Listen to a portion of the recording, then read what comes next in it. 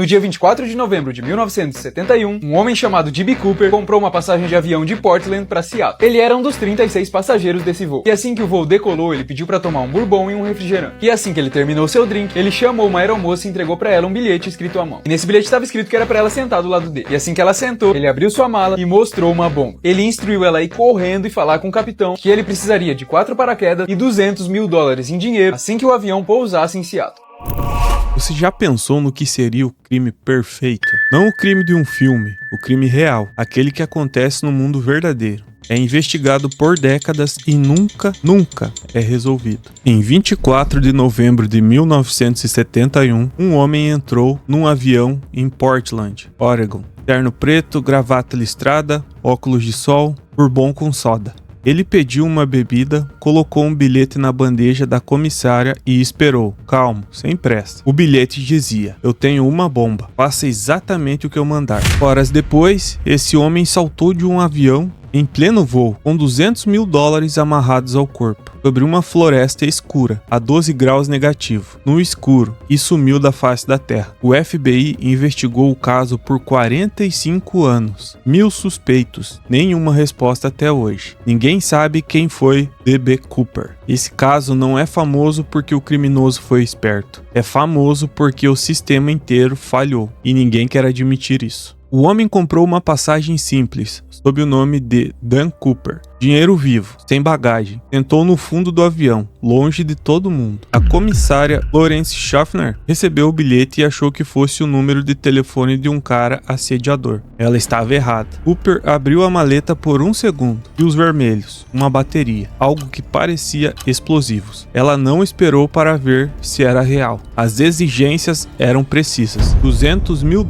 em notas de 20, não marcados, 4 paraquedas, 2 principais e 2 reservas, e um caminhão de combustível esperando em Seattle. O avião pousou, os passageiros foram liberados, o dinheiro chegou, os paraquedas chegaram, e Cooper mandou decolar de novo, com ele ainda dentro. Destino declarado, México City. Altitude máxima de 3.000 metros, velocidade reduzida, flaps abaixados. Ele pediu 4 paraquedas, não um. Especialistas acreditam que foi para impossibilitar a polícia de sabotar o equipamento. Se houvesse 4, eles não saberiam qual dar com defeito. Isso não é improviso, isso é planejamento. Esse homem estudou aviação, logística e meteorologia. Ele sabia exatamente o que estava fazendo. E isso levanta uma pergunta incômoda. Como alguém planeja um crime tão específico sem que ninguém ao redor perceba nada? A tripulação ficou no cockpit. As luzes da cabine foram apagadas. E D.B. Cooper amarrou os sacos de dinheiro ao corpo.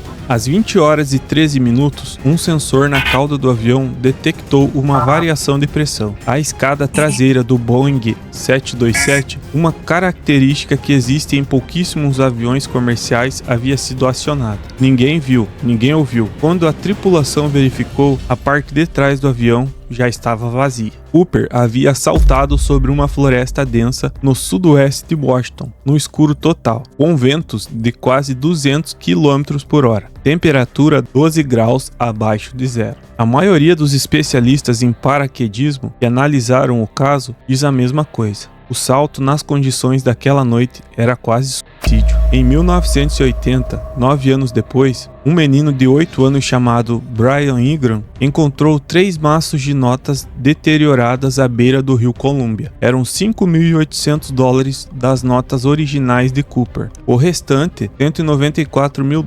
jamais apareceram. Se Cooper morreu no salto, onde está o resto do dinheiro? Se sobreviveu, por que nunca gastou? Há 2 explicações possíveis. Ele era brilhante o suficiente para nunca tocar no dinheiro, ou ele morreu e o dinheiro está enterrado em alguma floresta do estado de Washington, esperando alguém achar. A Operação Norjack, nome dado pelo FBI à investigação, começou no dia seguinte ao crime e durou até 2016. 45 anos, mais de 1000 suspeitos investigados, nenhum indiciado, nenhuma condenação, nenhuma resposta. O FBI entrevistou comissárias, pilotos, passageiros, ex-militares, paraquedistas, recebeu mais de 1000 cartas de pessoas pessoas alegando ser Cooper, algumas com detalhes que só o criminoso poderia saber. Em 2016, o Burrell anunciou que estava encerrando o caso ativo, redirecionando recursos para ameaças mais urgentes. O caso passou para arquivos passivos, tecnicamente ainda aberto, mas sem investigação ativa. O FBI falhou, não por falta de esforço, mas porque o sistema de identificação de passageiros em 71 era um desastre. Não havia foto nos bilhetes, não havia banco de dados biométrico, qualquer pessoa podia comprar uma passagem com qualquer nome e nunca ser rastreada. Cooper não foi um gênio, ele encontrou um buraco enorme no sistema e caminhou por ele. A ironia cruel? Após o caso Cooper, a aviação americana mudou para sempre.